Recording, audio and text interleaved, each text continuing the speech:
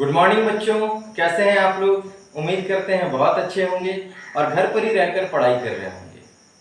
तो आज हम लोग स्टार्ट करेंगे फ्रेंच रेवोल्यूशन का पार्ट वन और पार्ट टू हम लोगों ने देख लिया था। पार्ट वन में हमने देखा था कि किस प्रकार से अचानक से पेरिस की सिचुएशन जो है वो बहुत अलार्मिंग हो जाती है, किस प्रकार से वहाँ के लोग जो हैं अचानक से उग्र हो जाते हैं और सभी जाकर बैस्टाइल में हमला कर देते हैं। जितनी सरकारी बिल्डिंग्स थे उन पर हमला कर देते हैं और किसकी तलाश में हमला करते हैं? हथियार की तलाश में। ऐसा क्यों होता है? क्योंकि उन लोगों को ये अफवाह सुनने को मिलती है कि राजा अपने सिपाही भेजे हैं आम लोगों को मारने के लिए। ऐसा कभी होता है क्या कि राजा अपनी ही प्रजा को मारने के लिए सिपाही भेज दे? ऐसा नहीं होता है। लेकिन फिर भी ये एक अफवाह उड़ी और लोगों ने विश्वास कर लिया। इसका मतलब है कि ये सिर्फ एक दिन की बात नहीं थी, बहुत पहले से ही बहुत कुछ चला आ रहा था। तो सेकेंड वीडियो में हम लोगों ने देखा था कि आखिर वहाँ की सोसाइटी जो थी वो कैसी थी, किस स्टेट में थे। तो हम लोगों ने देखे थे कि उसमें 3 स्टेट्स, पूरा सोसाइटी जो है वो 3 स्टेट्स में बटा हुआ था, 3 हिस्से में बटा हुआ था। जिसमें जो सबसे ऊपर थे दे वर द क्लर्जी, है ना, जिनको स्पिरिचुअल वजह से, रिलीजियस वजह से, धार्मिक कारणों से लोग जो हैं वो क्या करते थे, सबसे ज्यादा रिगार्ड करते थे और वो सबसे हाईएस्ट लेवल पे थे। सेकेंड लेवल पे कौन थे? सेकेंड लेवल पे थे हमारे नोबल्स जो कि जमीन का मैक्सिमम, पूरे फ्रांस में जितनी जमीन थी उसका मैक्सिमम हिस्सा उनके पास था। और नोबल्स वो कौन लोग थे? They were the relatives of the king, वो राजा के ही रिलेटिव थे और मैक्सिमम जो है राजा के कोर्ट में रहते थे। ओके, थर्ड स्टेट कौन था? Third state was the middle class. जो मिडिल क्लास था उसमें भी फिर 3 हिस्सेदारी थी, है ना। मिडिल क्लास में भी एक था रिचर सेक्शन जो कि बिजनेसमैन वगैरह थे, जिनके बिजनेस जो है वो दूर दराज तक ओवरसीज चलते थे। फिर हम लोगों ने देखा था कि आर्टिशंस थे और सिंपल पीजेंट्स थे जिनकी अपनी जमीन हुआ करते थे। और थर्ड ग्रुप कौन था? जो बिल्कुल पुअर पीजेंट्स, लैंडलेस लेबर्स और सर्वेंट्स हुआ करते थे। इस प्रकार से पूरा समाज जो है फ्रांस का वो बटा हुआ था, जिसमें से ये भी हम लोगों ने देखा था कि टैक्स जो है वो कौन पे करते थे? टैक्स सिर्फ और सिर्फ थर्ड स्टेट पे करते थे, जो कि जिसे कि हम लोग मिडिल क्लास के नाम से जानते हैं। मिडिल क्लास का पॉपुलेशन 90% था और जबकि नोबल्स और क्लर्जी का पॉपुलेशन सिर्फ 10% था। बावजूद इसके 60% जमीन सिर्फ और सिर्फ उन लोगों के हाथ में थी, नोबल्स और क्लर्जी के हाथ में, जबकि 40% वो सिर्फ थर्ड स्टेट के हाथ में थे। अब इतना कम होने के बाद भी, वेल्थ में, धन में इतना कम होने के बाद भी उन्हीं लोगों पे सारा टैक्स लगाया जाता था। किन पर? जो मिडिल क्लास के लोग हैं, जिसमें से जो निचला 2 सेक्शन है जो खेती करते थे वो देते थे क्या?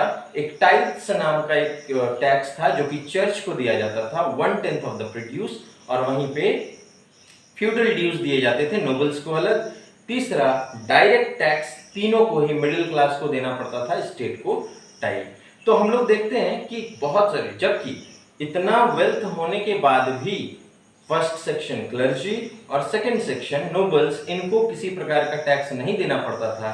दे were having privileges by birth. ये सारी चीज हम लोग देख चुके थे सेकंड वीडियो में। ओके, तो एक प्रकार से ये स्थिति ऐसी बनी हुई थी कि मतलब इक्वालिटी था ही नहीं सोसाइटी में। और जिस चीज को समझ रहे थे कौन? मिडिल क्लास में जो पढ़े लिखे लोग थे वो समझ रहे थे और इन सब बातों की चर्चा जो है अब चौक चौराहों पर होने लगी थी। अब आते हैं हम लोग थर्ड पार्ट पे। देखिए, हम लोग शुरू किए थे कहां से? हम लोगों ने शुरू किया था 14 जुलाई 1789 से।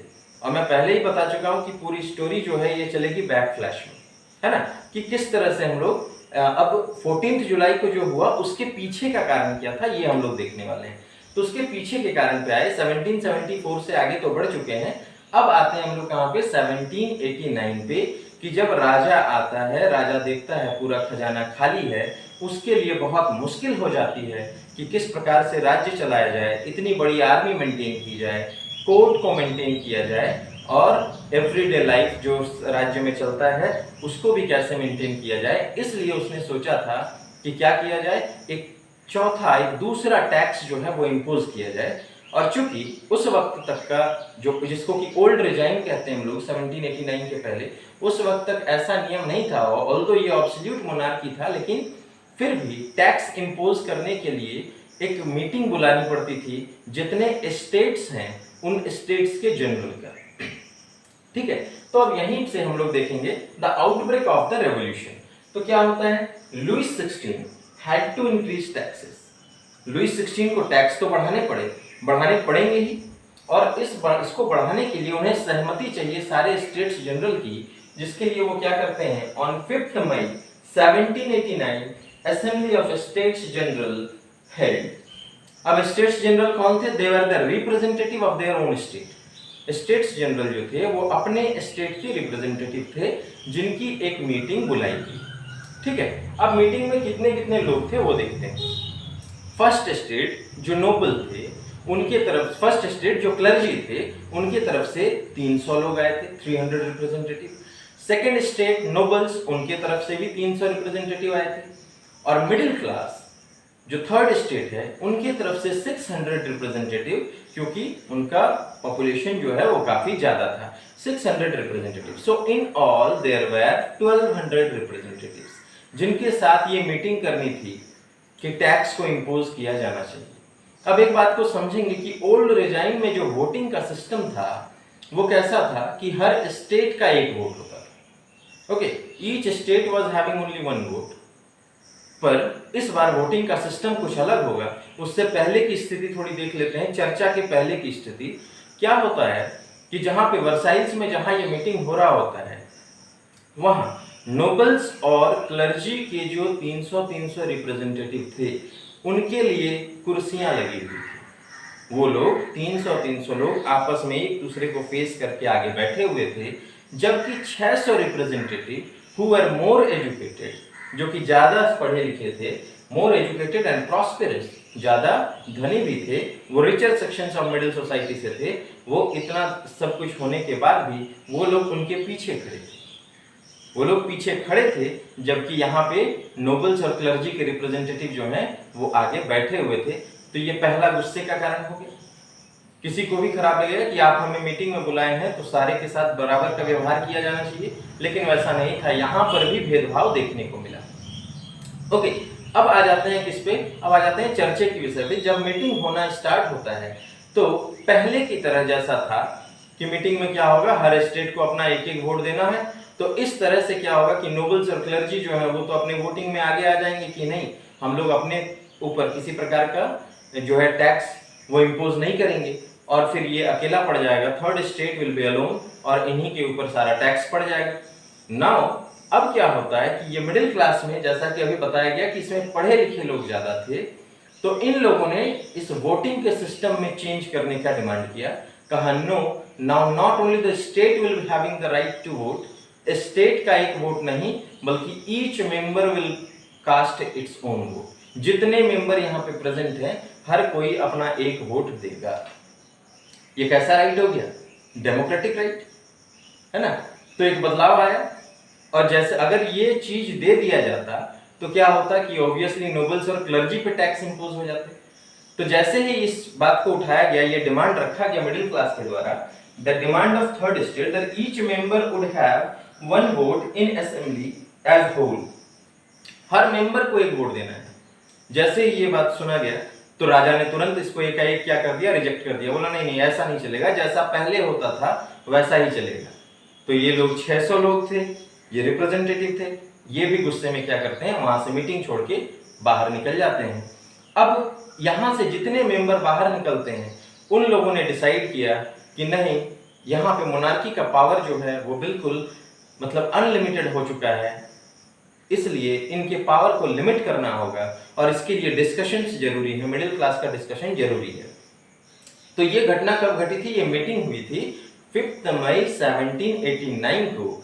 Now they decided to again assemble, फिर से वो असेंबल होते हैं। कब असेंबल होते हैं, ऑन 20 जून 1789।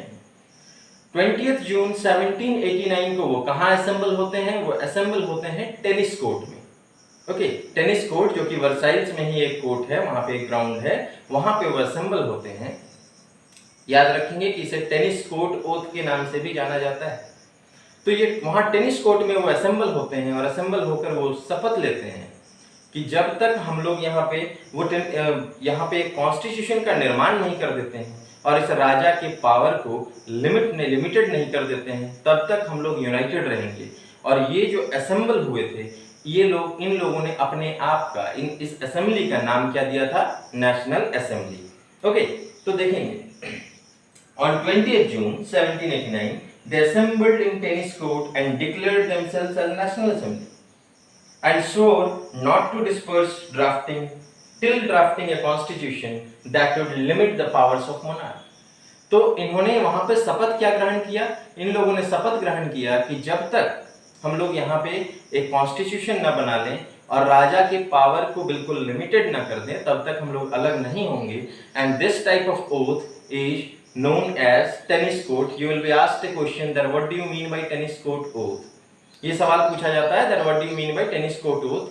तो यहाँ पे हम लोगों को यही चीज बताना है कि 5 मई 1789 को मीटिंग जो हुई थी स्टेट्स जनरल की, उस मीटिंग से वॉकआउट करने के बाद जो मिडिल क्लास के रिप्रेजेंटेटिव थे, उन लोगों ने असेंबल किया था कहाँ पे? टेनिस कोर्ट में। वहां पे एक शपथ लिया था कि राजा के पावर को लिमिट कर देंगे और एक संविधान बनाएंगे जिसके तहत यहाँ पे राज होगी।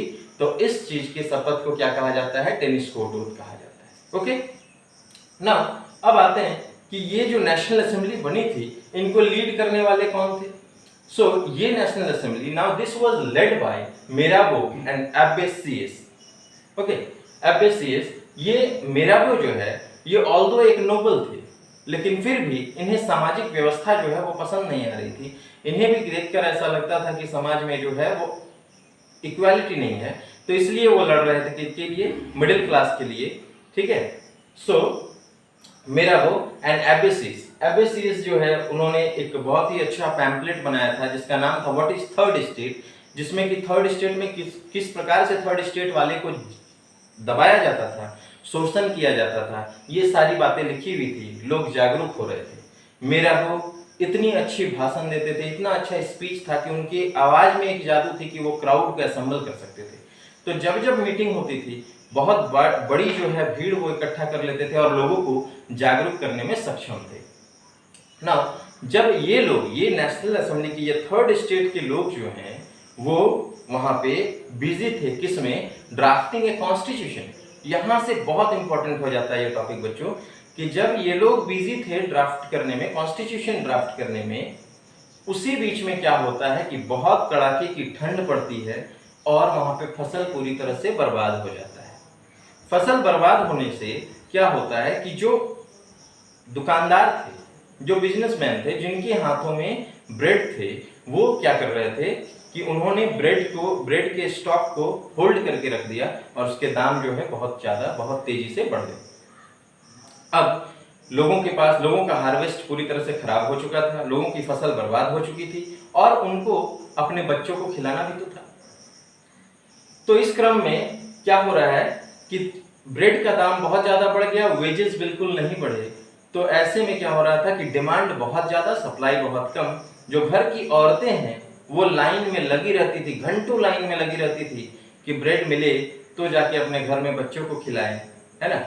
लेकिन ये नहीं हो पा रहा था। जो दुकानदार थे वो क्या कर रहे थे? वो जबरदस्ती कहते थे कि नहीं, हमारे यहाँ ब्रेड खत्म हो गया, कहीं और से ले लो।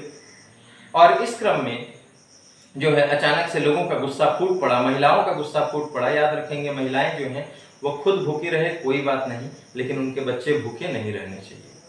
तो बस यही स्थिति वहां पे होगी। क्या हुआ कि जो महिलाएं हैं उन्हें वो बहुत ज्यादा गुस्से में आ गई and they attacked the shops. तो वहां पे पेरिस में एक स्थिति जो है तितर बितर की स्थिति हो गई। पूरी तरह से महिलाएं जो है वो उग्र हो गई और उन्होंने दुकानों पर अटैक कर दिया और वहां से ब्रेड्स जो है वो छीन के ले आए। स्थिति ये थी, ठीक है, असली स्थिति ये थी कि पेरिस में क्या हो रहा था कि आम जनता जो है वो ब्रेड की सर्च में उन्होंने जनरल शॉप्स को अटैक किया था। इसकी खबर गई राजा को। ओके, किंग लुईस 16 ने अपने सिपाही भेजे पेरिस में इस स्थिति को कंट्रोल करने के लिए। किस स्थिति को? कि वहां पे बहुत गंभीर स्थिति बनी हुई है, लोग अफरा तफरी मचा रहे हैं, वहां पे दुकानों पर अटैक हो रहा है, तुम लोग जाके क्या करो, सिचुएशन को कंट्रोल करो। राजा ने ये नहीं कहा था कि जाकर आम जनता को गोली मार दो। बात आ रही है समझ में? तो राजा ने भेजा किस लिए? राजा ने भेजा सिचुएशन को कंट्रोल करने के लिए। अफवाह कैसी उड़ी कि राजा सेना भेज रहा है, किस लिए? हम लोगों को मारने के लिए। तो एक अविश्वास था, तभी ये चीज जो है कॉमन पीपल जो है, थर्ड स्टेट वाले को विश्वास हो गया कि हाँ राजा ऐसा कर सकता है, वो तो बराबर हमारे साथ नाइंसाफी करता है। बात आ रही है समझ में? और इसी अफवाह की वजह से क्या हुआ, ये जो एजिटेटेड क्राउड था, ये जो गुस्से वाला क्राउड था, ये तुरंत असेंबल हो जाते हैं, लगभग 7,000 लोग असेंबल हो जाते हैं और क्या करते हैं, जितने गवर्नमेंट बिल्डिंग्स थे उन पर वो अटैक करते हैं, आर्म्स की खोज में, एम्युनिशंस की खोज में, और जो बेस्टाइल था वहां का जो फोर्ट्रेस था, वहां पे वो क्या करते हैं, सारे प्रिजन्स को आजाद करा लेते हैं और वहां के कमांडर को भी मार देते हैं। और सिचुएशन यहीं से हम लोग स्टार्ट हुए थे, that on 14th July 1789 the Paris was in state of alarm, है ना? यहीं से हम लोगों ने शुरू किया था। अब यहाँ पे पहुंच गए कि कारण क्या था। अब समझ में आया बात कि कारण क्या था। पहले से ही गुस्साए हुए लोग जो हैं, उनको एक अफवाह सुनाई पड़ती है कि राजा जो है वो क्या करते हैं, वो सिपाही भेज रहे हैं, जबकि राजा सिपाही भेज रहे थे किस लिए? सिचुएशन को कंट्रोल करने के लिए। लेकिन ऐसी अफवाह उड़ी कि मारने के लिए भेजा जा रहा है, जिसकी वजह से ये जो गुस्साया हुआ भीड़ था ये इकट्ठा होता है और सरकारी बिल्डिंग्स में क्या करता है, हमला करता है, और वहीं पे बेस्टाइल जो जेल था वहां का उसे भी तोड़ देता है, और सब कुछ पूरी तरह से रेवोल्यूशन जो है वो अब जाग जाता है, पूरे मिडिल क्लास एक हो जाते हैं। अब देखिए इसके आगे भी क्या होता है, मैनर्स कहा जाता है ना, लॉर्ड्स ऑफ मैनर्स, मतलब मैनर्स मतलब जमींदारी, जागीर जिसको कहते हैं। तो उनके जो मालिक थे, ऐसी भी अफवाह उड़ी कि उन लोगों ने भी ब्रिगेड्स को हायर किया है, इसलिए ताकि वो क्या कर सके, पके हुए फसल को बर्बाद कर सके। एक तो फसल बर्बाद हो चुकी थी, जो बची खुची फसल थी पके हुए, उनको भी ऐसी अफवाह उड़ी कि वो भी बर्बाद किया जाना है। बस लोगों ने क्या किया, जो थर्ड स्टेट थे मिडिल क्लास के, उन लोगों ने जाकर पहले ही पके हुए फसल को काट लिया और सीधा उन लोगों ने हमला कर दिया। कहाँ? नोबल्स के घर में। ये मैनर्स कौन थे? They were the nobles. Manners जो नोबल्स थे उनके घरों में वो हमला करते हैं। वहां पे स्टॉक किया हुआ जो ग्रेन था, जो लैंड नोबल्स थे उनके घरों में बहुत ज्यादा अनाज स्टॉक किया हुआ था, उस स्टॉक किए हुए अनाज को क्या करते हैं, वहां से निकाल लेते हैं। और मैनोरियल ड्यूज मतलब जो वो फ्यूडल ड्यूज जिसको कहते हैं कि कितना टैक्स देना है, किसकी जमीन कौन सी है, ये सब एक डायरी में लिखा हुआ रहता है। हर कोई लिखता है कि हमने किसे क्या दिया है। तो वो सारे डायरीज, वो सारे रिकॉर्ड्स को क्या कर दिए गए, जला दिए गए। Now you can see that middle class entered into the house of nobles. ये मिडिल क्लास जो है वो क्या किया कि नोबल्स के घरों में घुसकर उनके सारे रिकॉर्ड्स जला दिए और उनके ग्रेन्स को, उनके जो स्टॉक्ड ग्रेन्स थे उस सब को लूट लिया। अब इतनी बड़ी जनसंख्या अगर किसी के घर में घुस जाए तो वो क्या करेगा? तो नोबल्स ने क्या किया, वो डर से सीधे वहां से भाग गए। और भागकर कहाँ गए? उनमें से कुछ लोग तो जो है सीधे पड़ोसी देशों तक में भाग गए। ओके, नाउ ये बहुत बड़ी बात है कि ये जो यहाँ से पड़ोसी देश में भागे थे, ये भी एक बात थी कि देश विदेश में फ्रेंच रेवोल्यूशन की कहानी सुनने को मिली। यही लोग जो भाग के यहाँ से गए थे नोबल्स, ये लोग जाके दूसरे जगह में इस स्थिति का वर्णन करते हैं कि क्या था और क्या हो गया, जिसकी वजह से लोगों को जानने को मिल जाता है। ठीक है, नाउ लुईस 16 रिकॉग्नाइज्ड। अब लुईस 16 जो है, चूंकि मिडिल क्लास पूरी तरह से जाग चुका था, पूरी तरह से उग्र हो चुका था, वो राजा के खिलाफ ही एक्ट कर रहा था, तो अब राजा को अपनी गलती समझ में आने लगी थी। गलती नहीं, एक्चुअली वो समझ चुके थे कि अब हम कमजोर पड़ चुके हैं, और इसलिए वो क्या करते हैं, ही रिकॉग्नाइज्ड नेशनल असेंबली। कहते हैं okay you are national assembly, आप नेशनल असेंबली हैं, and accepted that his power should be checked by constitution. और इस बात को भी एक्सेप्ट करते हैं कि ठीक है, आप जो संविधान बनाएंगे उस संविधान के तहत हम काम करेंगे। कितना बड़ा बदलाव है, बात आ रही है समझ में? यही चीज रेवोल्यूशन बताया गया था ना, कि रेवोल्यूशन क्या है कि जब बहुत बड़ी जनसंख्या जो है किसी पॉलिटिकल पावर के अगेंस्ट में खड़ी हो जाती है और पूरा पॉलिटिकल सिस्टम ही बदल जाता है, तो उसको रेवोल्यूशन कहते हैं। तो यहाँ पे ये देखने को मिल रहा है।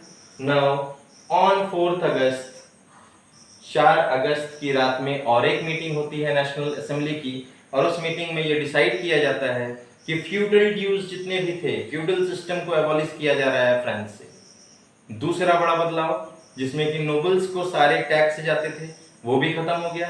तीसरा क्या बड़ा बदलाव हुआ कि clergy were forced to leave their privileges. ये जो क्लर्जी लोग थे जो क्या करते थे 1/10 प्रोड्यूस जबरदस्ती ले लेते थे, उनको भी उस प्रिविलेज को छोड़ना पड़ा कि नहीं अब आप नहीं ले सकते हैं, ठीक है, आपको 1/10 प्रोड्यूस लेने का कोई हक नहीं है। और तो और क्लर्जी के हाथ में जितने जमीन थे उस जमीन को भी अब कब्जा कर लिया गया।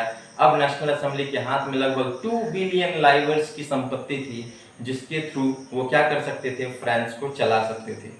तो ये पूरी स्थिति थी बच्चों, है ना, कि कहां से हम लोगों ने शुरू किया था 14 जुलाई 1789। सिचुएशन बहुत खराब थी। कारण क्या थे और इमीडिएट रीजन क्या हुआ? इमीडिएट रीजन क्या था कि जब यहाँ पे नेशनल असेंबली व्यस्त थी किसमें, कॉन्स्टिट्यूशन बनाने में, उसी वक्त फसल बहुत ज्यादा खराब हो जाता है, ब्रेड के दाम बढ़ जाते हैं, महिलाएं लाइन में लगी रहती हैं ब्रेड्स लेने के लिए, पर उन्हें ब्रेड्स नहीं मिल पाता है, और उसी गुस्से में वो लोग क्या करती हैं, शॉप्स को तोड़ देती हैं, शॉप्स पर अटैक करती हैं, दुकानों में अटैक करती हैं ब्रेड के लिए। और इस सिचुएशन को कंट्रोल करने के लिए राजा सिपाही भेजता है, लेकिन अफवाह ऐसी उड़ती है कि ये सिचुएशन कंट्रोल करने के लिए नहीं बल्कि मारने के लिए भेजा जा रहा है, और बस वहीं से एक शुरू हो जाता है रेवोल्यूशन। ये मिडिल क्लास एक हो जाते हैं। उसी क्रम में एक अफवाह और उड़ती है कि लैंड माइनर्स जो थे, जिनकी जागीर थी, जिनकी संपत्ति थी, वो लोग भी फोर्स भेज रहे हैं पके हुए फसल काटने के लिए, बर्बाद करने के लिए। इसी क्रम में वो लोग जितने मिडिल क्लास जो इकट्ठे हुए थे वो नोबल्स के घरों में अटैक करते हैं। नोबल्स वहां से डर से भाग जाते हैं और दूसरे देशों में भागकर अपनी जान बचाते हैं, और नोबल्स के घरों में भी कब्जा किनका होता है, मिडिल क्लास का। जितने मैनोरियल ड्यूज के रिकॉर्ड थे उनको जला दिए जाते हैं।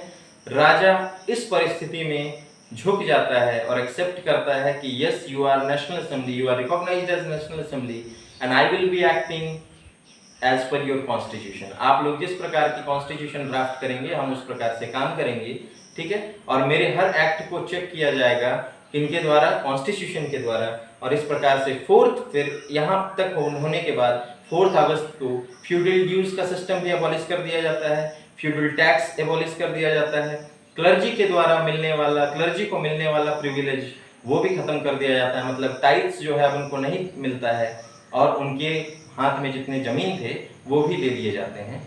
अब अभी तक वो क्या हो चुका था, अब तक वो कॉन्स्टिट्यूशनल मोनार्की जो है वो बन चुका था, मतलब एक ऐसा राज्य जहाँ पे संविधान के तहत राजा काम करेगा, कॉन्स्टिट्यूशनल मोनार्की। अब इससे आगे भी हम लोग देखेंगे कि किस प्रकार के बदलाव जो है वो आगे हो रही है, ठीक है। सिर्फ कॉन्स्टिट्यूशनल मोनार्की नहीं बल्कि इसके बाद क्या होगा कि वो रिपब्लिक भी बनेगा, जिसको हम लोग आगे देखेंगे। तो उम्मीद करते हैं बच्चों की ये कहानी सुनने में बहुत अच्छा लग रहा होगा आप लोगों को कि किस प्रकार से एक राजा जो इतने बड़े देश का राजा था, इतनी सारे प्रिविलेजेस से मिल रहे थे, और अचानक से उसे क्या करना पड़ा, झुकना पड़ा। 14 जुलाई 1789, और यहाँ से लेके बहुत ज्यादा 14 जुलाई 1789, और शुरू कहाँ से हुआ था, 5 मई 1789, 5 मई 1789, 5 मई 1789 को मीटिंग हुई थी, वहां से लोग निकले थे, और 14 जुलाई 1789 को नेशनल असेंबली बन चुका है, और विदिन 1.5 ईयर राजा का पूरा जो राजा का जो लिमिटलेस पावर था वो खत्म हो चुका है। ओके, वहां से फ्यूडल सिस्टम एबॉलिश हो चुकी है, जो स्टेट्स के बीच में जो डिफरेंस था वो बहुत कम हो चुका है। तो आगे हम लोग देखेंगे कि फ्रांस कैसे रिपब्लिक बनता है। तब तक के लिए अगर ये वीडियो पसंद आए तो लाइक करेंगे, शेयर करेंगे, सब्सक्राइब करेंगे। Okay, thank you.